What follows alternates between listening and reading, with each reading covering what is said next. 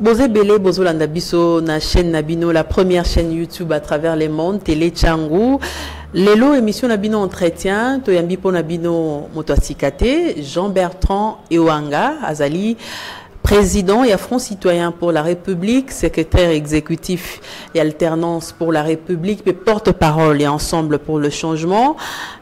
Plateforme Oe Soutenaka Moïse Katumbi na présidentielle na ye penzande toko solo la masolo ya mboka yi toko lobelape sitin ba tout ça dernièrement devant Conseil d'État ba saleli yango nini pona ko activer bango ba pesa bango réponse na requête na bango ba kotisaki kuna na kati ti lelo ba répondre kaka te singa kanini toko e bango na invité na biso lelo invalidation ya candidat président de la République pour analyser à sa point de vue na ba machine à voter Corneille Nanga lobby ezali koya est-ce que koya a peine opposition ba lobby machine à voter ezalate ba kosuka ndenge nini na Corneille Nanga na ba machine na à voter et à commenter proposition bandeko ya ba congolais de balobi il faut Corneille Nanga kaka démissionner pour processus électoral ils alla bien et puis Joseph Kabila dans la même liste na processus électoral onde to décortiquer moi basangoana na invité na biso lelo Jean-Bertrand Ewanga ici Ewanga président et Front Citoyen pour la République porte-parole et ensemble pour les changements secrétaire exécutif et alternance pour la République boutique la connecté Jean-Bertrand Ewanga Mbote. Mais bino bokotisa qui requête na bino na Conseil d'État tomoni dernièrement bosali sit-in bolinga ki bolakisa nini zali bosa la pression ba pesi bino ya noté tilelo et ya pesa mité ba webi que le secrétaire général na biso monsieur Sanga agenda ki ko déposer deux requêtes mosusu sont référés à liberté asa mwana mboka c'est pas parce que atiki bangonde akomi mopaya et mosusu sur le fait que ba instruction est pesama qui na déjà na ba police kodobake akota te na nzela ya Kasumbalesa. Il faut que le Conseil d'État azali chargé na ba contentieux administratif à mon na soki ba décision ba joaki wana ezali conforme na constitution na ba loi ya république. Donc deux documents en un kenda et le Conseil d'État a le pouvoir pour tout naseni même à 24 heures des élections. Fungola montotel a déposé et cela est possible. Nous disons que nous sommes un état de droit. Toyebi que M. Kabila a organisé justice naïe comme forteresse naïe pour punir. Toyebi que la justice au Congo c'est une arme. Ce qui est déshabillé, déstabilisé. Yo moko mona makambo ya candidat Sami Badibanga. Un Belge, tango bazaki na posa naïe pour déstabiliser l'IDPS. Va changer mbango butu ba décision va arrêter signami adjon congolais. Bon pour amoni que ya comme candidat ba ko lukela makambo bi ba éviter. Voilà, ezali cette justice là qui bastonne, qui neutralise, qui humilie oyoana ezali problème mabé. Alors nous avons confiance dans le professeur Vundwawe.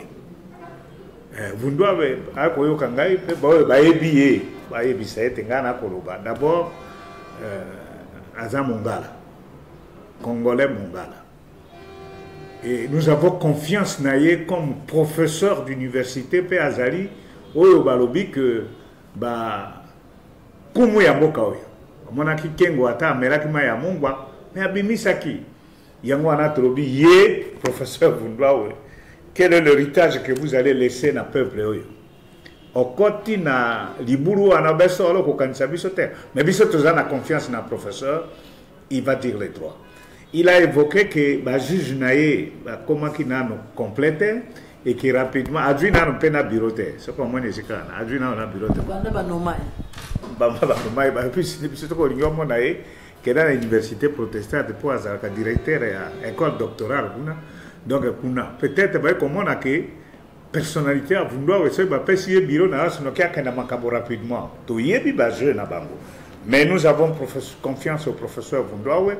Nous savons qu'il va dire les droits que lui il a enseigné dans les universités pour que rapidement la CENI ouvre ses portes mécaniquement à Fungola yango mwana mboka Moïse Katumbi a déposé dossier na non déposé grata ça avec enrôlement mais ce qu'on peut mwana kitango bemba été le même jour à sali enrôlement puis a déposé dossier na $100,000 tu peux dire que 100,000 Alors, 100 000 $, tu as payé ça dans le sud qui vaut aussi qu'un incendie Salamata. Oui, après, il faut qu'on a caution.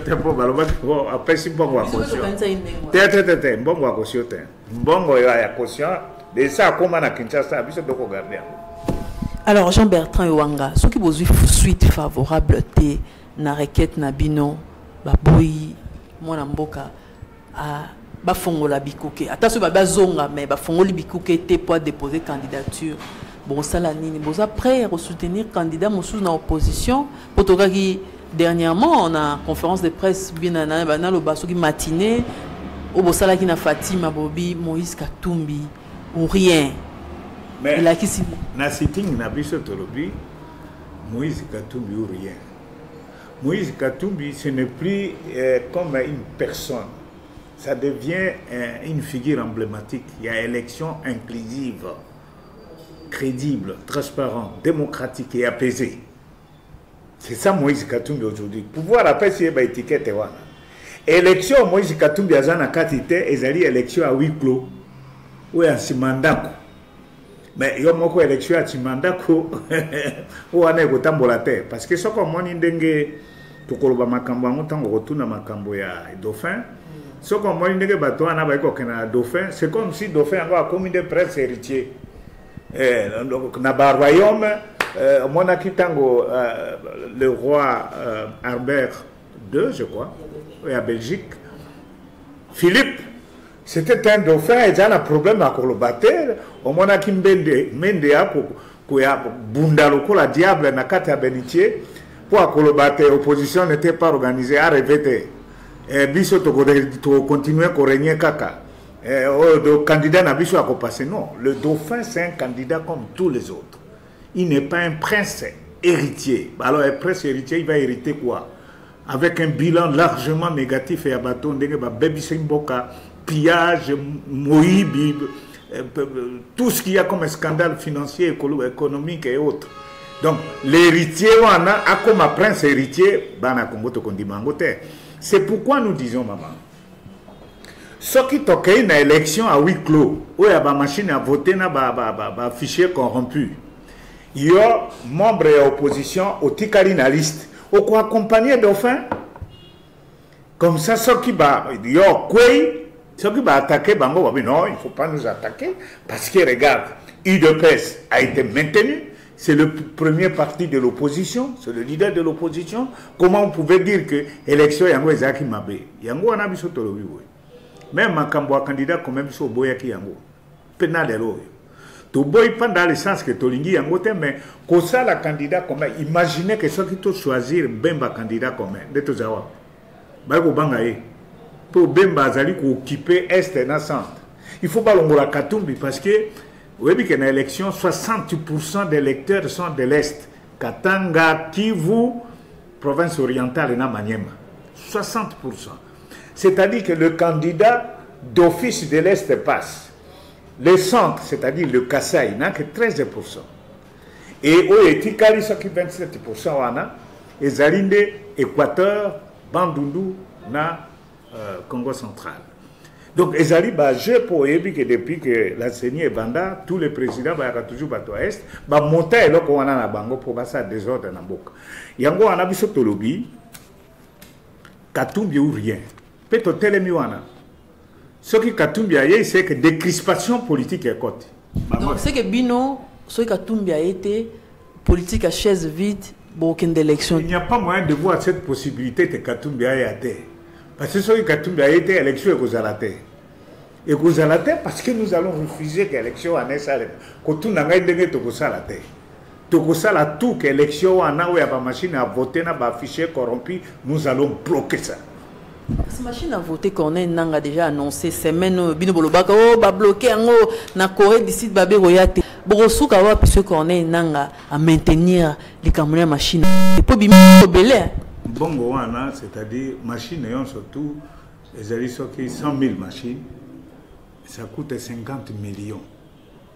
Oh 100 millions mon sous nani akolia yango. Biso to biba secret so wana ne ba okarbolambon. Machine eza na $400 na Corée du Sud. Ce côté na idée ya te, ça 50 millions, ça dit machine mon ko eza na $1,500. Donc 1000 wana nani aza kolia yango. Oyo avimbi matama na yango nani, il faut toyeba bato ba kolia. Toyebi pe bango ndenge basala ki ba montage financier na bango pour bali ya mbongo wana. Eza makambo alokuta. Et ces machines là 35. Ce qui 35 yango e combien au musu e kokoma. Nous travaillons pas seuls, il y a la société civile, il y a Corée, il y a États-Unis, il y a France, quand tu peux dans ma cambo, on a pour bloquer ces machines-là. Tous les gens qui ont fait en bon état. Dans le moment de souveraineté, au lundi, il y a quelques heures, autour de cette émission, on a conféré le moment de souveraineté. Oh, et talimbo cannabis, talimbo cannabis. Ok, si même image, si tu veux faire des enfants avec ta femme, tu ne peux pas demander aux voisins. Est-ce qu'un homme d'État peut dire des insanités pareilles? Nous savons que c'est ça, on ne peut pas demander à un voisin. Un ministre à fonction, mon oncle. Et qu'est-ce qui se passe à Japé non qu'on a mais dewa. Tanga bakanga kinga ya lobi ke wangai aussi mon oncle. Tenga na jongi ici. Yé non qu'on a. Est-ce que peut même ndenge ya koloba ko fungola mission ainsi de suite. C'est malheureux. Et vous voyez que c'est quelqu'un qui n'est pas sûr de ce qui va arriver. Et c'est vrai, il n'est pas sûr de ce qui va arriver. Et vous voyez que yé moto a beta king tolo que tondimi, Tambombeki, Toyebani, Afrique, Nabiso, et Sikarisanga, Aya, une heure après, Beti et Namutu a changé, a commis à l'extrême pour garder sa position. Vous voyez que ce qu'il dit, un papa de cet âge-là, plus de 60 ans, biro kwa koloba wana bati yende na monoko ana conviction na moko te biso landa ka yedi susute na makambo na bango te po ba gouvernement wana o baloba ka le gouvernement a dit le gouvernement ne se réunit pas yo moko ka koloba aloba ki au nom du gouvernement to yambi mbeki mais tango ndeko na ngai ki kaya beti yeni kolo amutu a changé en sorte. Donc nous ne travaillons pas avec boyo ba tiraka bango na ba ficelle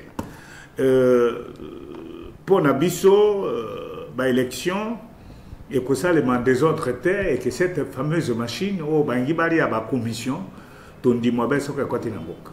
Est-ce que présence ya Tabombeki parlons-en et ko jouer rôle moko na kati processus électoral. Et bon pour na nini kasi contradiction wana conseil diplomatique na porte-parole à gouvernement les ana likamba bomba na kati.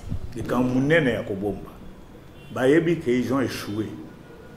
Pour le peuple congolais qui souffrir njala passe koya boma ba épidémie ndenge na ndenge ils n'ont pas de discours peu moyen que ba garder encore le pouvoir na bango et te basa la ba élection à huis clos yango ana moto na ya apesi par exemple la femme qui doit au botama ainsi de suite pour que makambo ya élection ezali quelque chose de très important qui touche à la souveraineté d'un État et aussi qui intéresse la communauté internationale.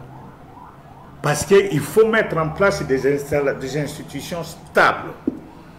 Et Bato Balobi, pour la sécurité des personnes et de leurs biens et le développement de l'avenir d'un pays, pour l'avenir d'un pays, un groupe d'individus, Balobi est comme des Kambouake, moi si Nangai, pourquoi tu as la chambre, mais c'est bête ça. Ils ont mawamingi. Et quand on est dans l'élection, on va comme il y a un ayomoko. Bon, balobi que basombi ba iliko na nini. Et là quand on va c'est quoi? Bagoki bazu ba irne ya territoire topé sur le cola un territoire par exemple côté ya Butakuna. Bazu Buta bati ba poko na bazuele bati ba irne ba kay ba sirivolé na avion ba jongi ba pesi résultat. L'esprit à Bango à huis clos. Ce Congo, ce n'est pas une propriété privée. Est-ce que Mona Obama a Kenda a Tika Dauphin? Sarkozy a Kenda a Tika Dauphin? Yo Mona de démocratie va plus que Bakoumissa Dauphin comme s'il était prince héritier. Donc, donc Bazali Kobanga, parce que Bakosa la tricherie à grande échelle, peut balingiter que Batobaïba. Pour ils ont demandé qui Bakoko Sakosa. Nakati ya ba machine à voter wana basa kotisi kombo ya bato na bango territoire de Mbanzangungu baebi bato na bango ba kotisi kombo bino boya ko beta likolo wana pamba résultat bimi ya bato bango kolobani osenga olobita la résultat machine a bimisi boye okokrier biso tokoki kokende résultat bakocompare na wa maboko mais okozala maboko okocompare wapi c'est ce qu'ils disent nous qui vivons kuna balobi Bemba a posé une question électeur moko peut prendre 6 minutes ça c'est Bemba qui prend 6 minutes de son niveau mais une vieillarde de non-campagne il a connu ça même 20 minutes. Bon, il y a aussi un déni passé par l'élection, il faut aussi le même jour. Oh, tu as fait ça jeton. Donc, tu as voté 3-4 jours. Moi, il y a quoi tu as changé. Bah, plus, les alliés, tant que vous votez, plus, oh, il y a beaucoup ça là, les alliés. Mais na pourquoi ba continuer ba plus na bango ba charger na ba kombo na bango pour ba déstabiliser bato. Biso bolinga ngote. To boya. Siko présence yango motuna na ngai tabombeki awa ko sa nini bandeko musu balobi ke ezo présager kuto dialogue mususu parce que zalaka faciliter Sun City ba Congolais ba vendre ensemble et pouvoir oyo fabricateur et pouvoir oyo ezali tabombeki ye moto abimisa formule ya 1+4 ye il celui qui a été à la base il y a constitution et ezali avec nous alobi le pacte à Sun City tout ba yuti kune pa na ye il faut être respectueux de l'histoire. Tokui humilier une personnalité bruitée. Babenga qui était pour ce qu'on a appelé un dialogue. Babengi est passé au mona même de dit déjà opposition à Bakolonga pour biso continuer. Extrémiste. Biso to boy machine à voter.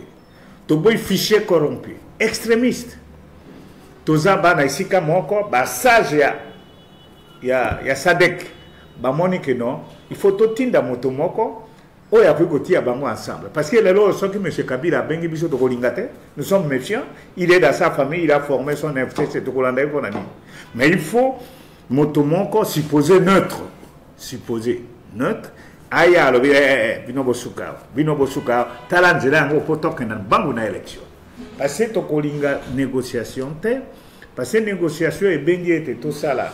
Ici, suba biloko roko ba gouvernement pour que M. Kabila continue du sous qu'on continue à avoir un coup d'état ici comme sous makambo burungani soki osa kangi léopard na kati ya biso benga zinc piège il faut bo kanga esinga malamu bo kata mutu parce que akupumbuka wana asui bino akei loko la biso d'huile dauphin atato boy dauphin mais tout ça d'huile dauphin na biso ba sanji ko sanja ba mosu balobi abimaki na césarienne c'est un peu vrai aussi dauphin wana nanzela wana to quoi tout ça kangi dauphin wana ko pesa disu jour moko te que toyo kana pour un gouvernement ou nini obebiski makam siko proposition bandeko ya ba congolais debout balobi nanga fa démissionner et puis élection ça la mamosika na Joseph Kabila mais maman nanga soit démissionner quand c'est soit pétante et aux sa processus électoral na sima bananga wana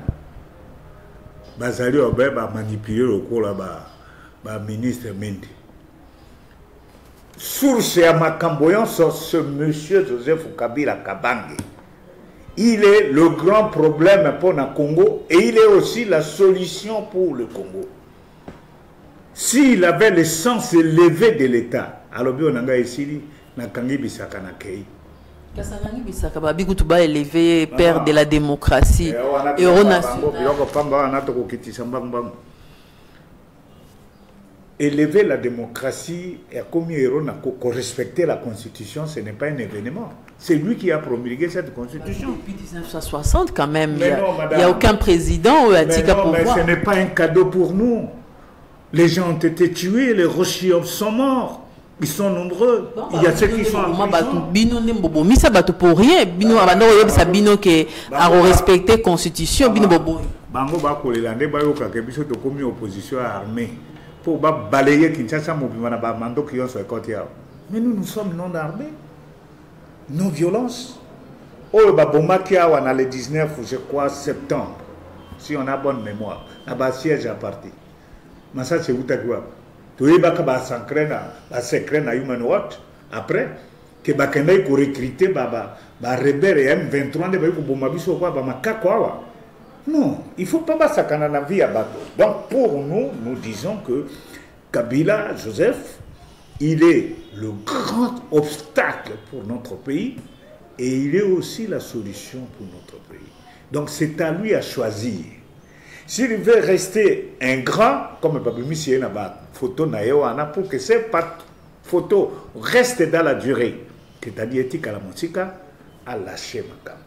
Les kidofé wana, les alités, boboinga y pression et l'outil atimote. Mais le bok on a éthique à l'économie, le bok éthique à la politique, le bok éthique à la finance, le bok éthique à la mine, disons, les ressources minières nabiso.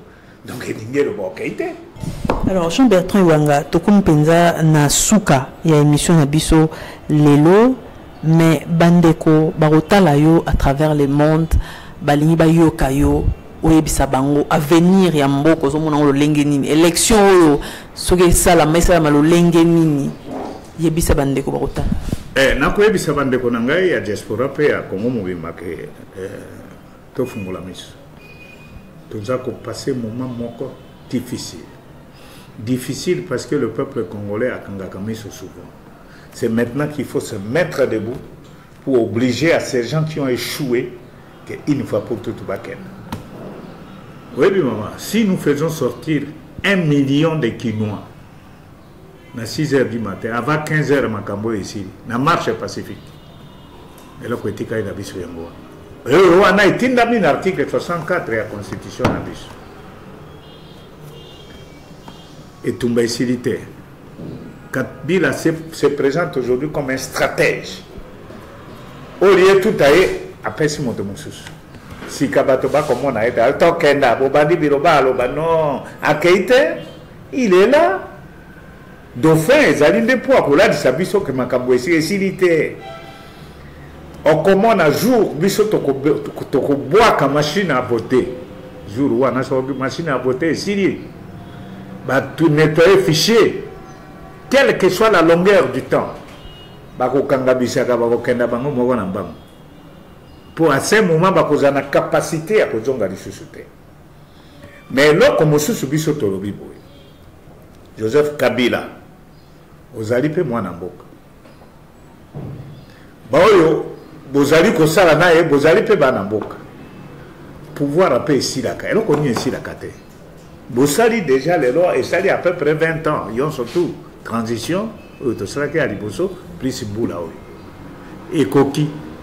Ce que vous savez forcing et beaucoup d'alicolo, dans Congo bakolingate, alors que vous avancez la recherche, vous connaissez une fois na binote, ce que vous avez bateau monsieur, vous avez quoi investir dans boka.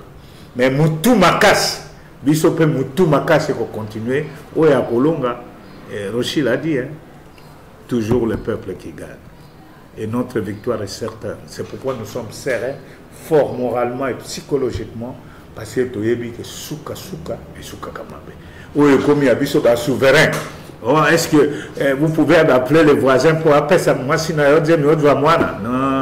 ça ce sont des discours de bas étage. Il y a un discours à convaincre, un programme, un bilan,